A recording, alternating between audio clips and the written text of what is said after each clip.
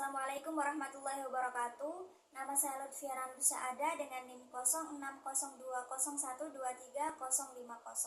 Video ini dibuat untuk memenuhi tugas ujian tengah semester dari Ibu Ani Sukmawati MPD selaku dosen pengampu mata kuliah materi PAI SMP kelas B. Bismillahirrahmanirrahim, langsung saja memasuki jawaban dari pertanyaan pertama. Baik, pada pertanyaan pertama ini tentang materi SMP PAI kelas 7. Pada semester pertama itu mengenai materi Al-Quran dan Hadis dengan tema Al-Quran dan Hadis sebagai pedoman hidup yang juga disajikan dalam beberapa ayat Al-Quran dan juga beberapa hadis, seperti ayat Al-Quran dalam Quran Surat An-Nisa ayat 59 dan juga An-Nahl dalam ayat 64. Selain itu juga ada materi ilmu tajwid tentang alif lam qamariyah dan alif lam syamsiyah. Pada bab kedua ada materi akidah dengan tema meneladani nama dan sifat Allah yang meliputi tentang sifat-sifat Allah dan juga asmaul husna atau nama-nama asma Allah. Pada bab ketiga mengenai materi akidah dengan tema menghadirkan sholat dan zikir dalam kehidupan. Selanjutnya tentang materi fikih dengan tema mengagungkan Allah Subhanahu wa taala dengan tunduk pada perintahnya. Yang ini bahas tentang sujud syukur, sujud tilawah dan juga sujud syahwi. Pada bab kelima tentang materi sejarah dengan tema sejarah Bani Umayyah. Melipir ke semester 2 pada bab 6 materi Al-Quran dan Hadis dengan tema alam semesta sebagai tanda kekuasaan Allah yang disajikan dalam Quran Surat Al-Anbiya ayat 30 dan juga Al-A'raf ayat 54. Selain itu juga terdapat ilmu tajwid bab gunnah. Pada bab selanjutnya yaitu bab 7 mengenai materi akidah dengan tema mawas diri dan introspeksi dalam hidup yang membahas tentang iman kepada malaikat Allah. Selanjutnya, bab mengenai akidah dengan tema menghindari ghibah dan melaksanakan tabayyun. Pada bab ke-9, yaitu materi fikih tentang rukhsah, kemudahan dari Allah dalam beribadah, yaitu kemudahan dalam beribadah dalam sholat dan juga zakat. Dan yang terakhir yaitu materi SKI tentang sejarah Andalusia, kota peradaban Islam di Barat. Pada pertanyaan kedua mengenai ilmu tajwid di kelas 7.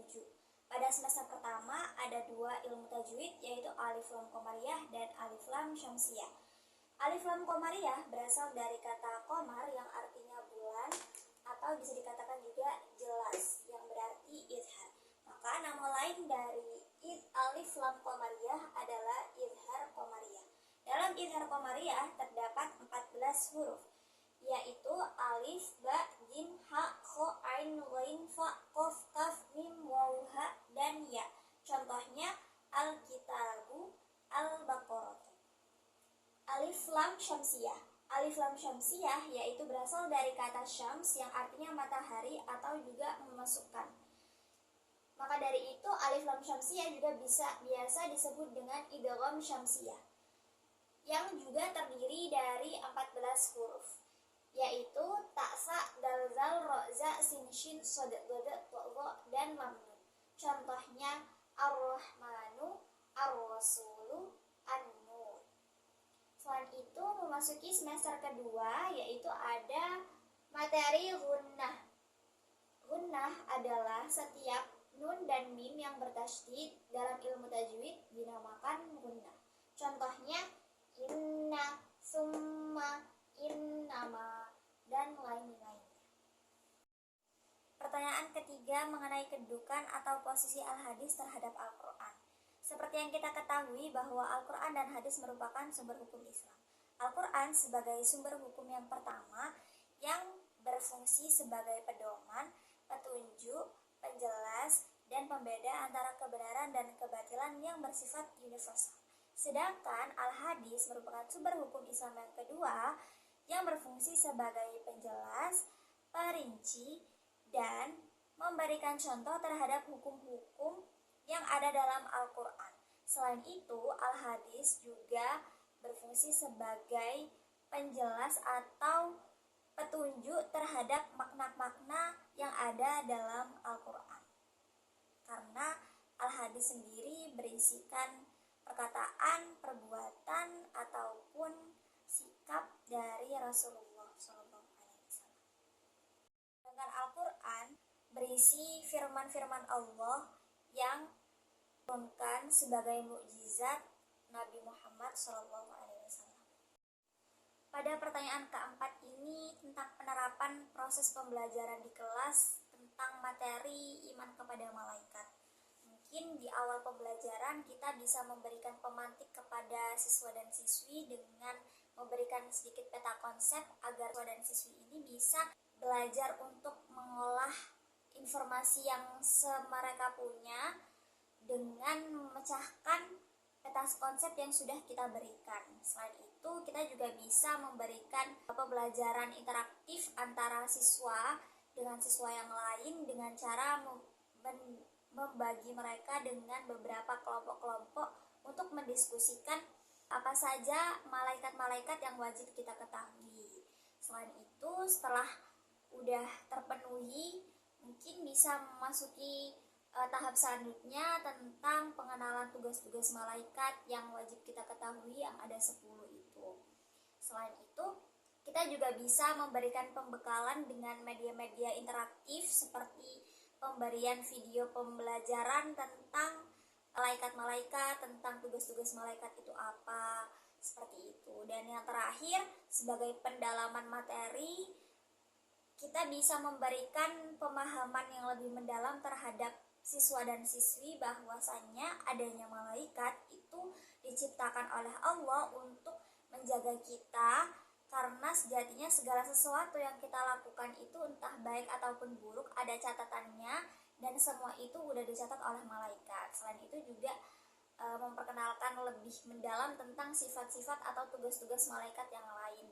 Untuk itu, agar lebih melekat lagi tentang pemahaman ilmu tentang iman kepada malaikat ini. Seperti itu. Pertanyaan kelima membahas tentang bagaimana proses pembelajaran dilakukan agar kita mengetahui bahwa siswa dan siswi itu hafal tentang bacaan sholat dan zikir dan mereka mau menerapkan dalam kehidupan sehari-harinya. Yang bisa kita lakukan yang pertama kali adalah dengan mengenalkan apa sih itu sholat, seberapa pentingnya sih sholat itu, dan juga zikir itu seperti apa.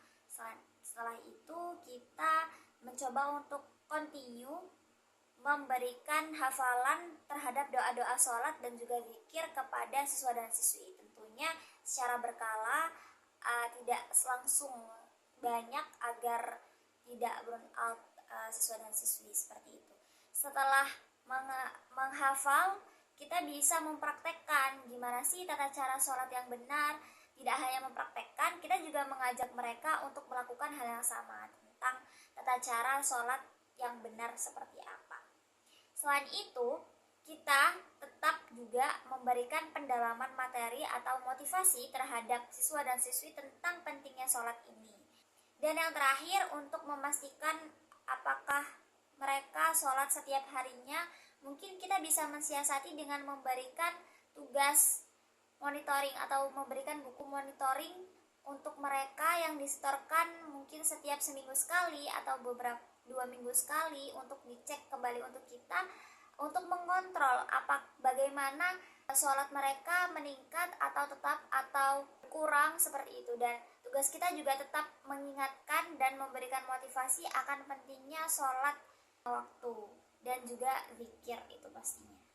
Pertanyaan ke-6 mengenai materi fikih yang membahas tentang sujud syukur, sujud sahwi, dan sujud tilawah. Pertama yaitu sujud syukur yang dilakukan saat kita mendapatkan nikmat dari Allah Subhanahu wa taala dan juga terhindar dari mara bahaya. Bacaan sujud syukur ialah subhanallah walhamdulillah wala ilaha illallah wallahu akbar. Yang kedua yaitu sujud sahwi atau sujud ketika lupa. Sujud ini dilakukan saat kita lupa akan hal-hal tertentu seperti lupa akan jumlah rakaat sholat, lupa tidak melakukan rukun sholat, lupa akan kelebihan atau kekurangan jumlah rakaat sholat, lupa tidak membaca kunut, atau lupa tidak tasyahud akhir. Nah, bacaan sujud tilawah yaitu subhana man la yanamu wa la yashu. Yang terakhir yaitu sujud tilawah, yaitu sujud yang dilakukan saat kita setelah membaca ayat-ayat sajadah dalam Al-Quran yang tersebar dalam beberapa ayat dalam Al-Quran. Nah, bacaan sujud tilawah ini yaitu sajada wajhiya lillazi khalaqahu wa sawwarahu wa syaqqa sam'ahu wa basarahu bihaulihi wa quwwatihi fatabarakallahu ahsanal khaliqin. Pertanyaan ketujuh membahas tentang materi fikih tentang rukhsah. Apa itu rukhsah? Rukhsah secara bahasa berarti keringanan atau kemudahan. Jadi secara istilah rukhsah itu merupakan perubahan hukum dari hukum asalnya karena sebab-sebab tertentu yang bertujuan untuk memberikan kemudahan dan keringanan. Jadi bukan untuk menggugurkan kewajiban tersebut ya. Jadi untuk meringankan itu. Nah, gimana sih penerapan rukhsah? Yang pertama dalam sholat, rukhsah dalam sholat. Ini bisa dilakukan dengan cara meringkas ataupun menggabungkan sholat. Nah, biasanya ini dilakukan oleh orang-orang musafir yang menggabungkan dua sholat atau meringkasnya dengan sholat.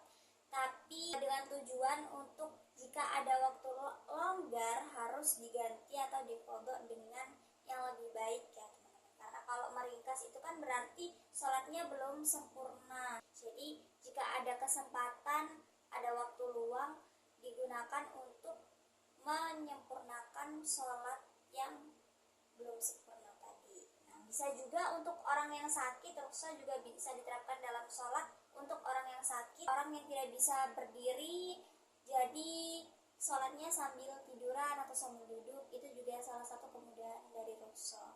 Seperti yang sudah dijelaskan juga dalam surat Al-Baqarah ya, yang berbunyi la yukallifullahu nafsan illa wus'aha, yang artinya Allah tidak akan membebankan seseorang melainkan dengan kesanggupannya. Yang kedua, rukhsah dalam berpuasa. Ini juga mencakup orang musafir, orang sakit, perempuan haid dan nifas, perempuan hamil dan menyusui, orang yang sudah tua renta. Orang yang musafir itu tadi boleh diqadha sholatnya di lain waktu. Orang yang sakit juga bisa mengqadhanya di lain waktu jika sudah sembuh. Untuk perempuan yang haid dan nifas boleh diqadha dan juga membayar fidyah. Perempuan yang hamil dan menyusui mengganti dan membayar fidyah. Yang terakhir orang yang tua renta bisa juga dengan membayar fidyah atau mengqadha jika memang penyakitnya tidak memungkinkan untuk sembuh, bisa dibayar atau diganti dengan membayar fidyah sebanyak 1 mud atau 0,75 liter, memberikan makan kepada fakir miskin sejumlah tersebut. Kemudian rukhsah dalam zakat, boleh dibayarkan dengan uang. Zakat boleh dibayarkan dengan uang, tidak harus makanan pokok atau biasanya kita menggunakan beras, itu kita bisa membayar dengan uang saja, itu udah termasuk zakat dengan tapi tetap diniatkan. Yang kedua, zakat dapat diwakilkan, tidak harus kita sendiri yang memberikan zakat kita kepada orang atau fakir miskin. Kita bisa melewati amil atau mengelola zakat. Kemudian mendahulukan zakat sebelum Idul Fitri jika memang kita tidak punya waktu untuk membayar zakat.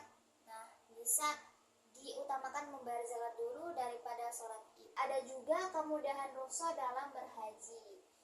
Rukhsah dalam berhaji ini bagi orang yang sudah mampu atau berkecukupan.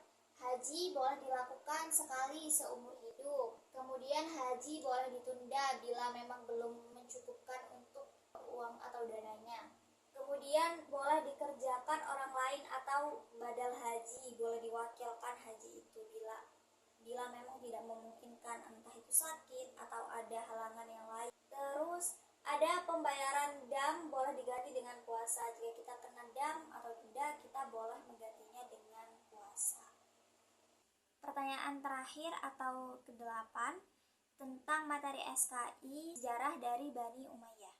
Jadi setelah kepemimpinan Rasulullah SAW dan juga para sahabat atau Khulafaur Rasyidin, kepemimpinan Islam dilanjutkan oleh Bani Umayyah. Bani Umayyah sendiri merupakan dinasti atau pemerintahan Islam yang didirikan pada tahun 661 Masehi.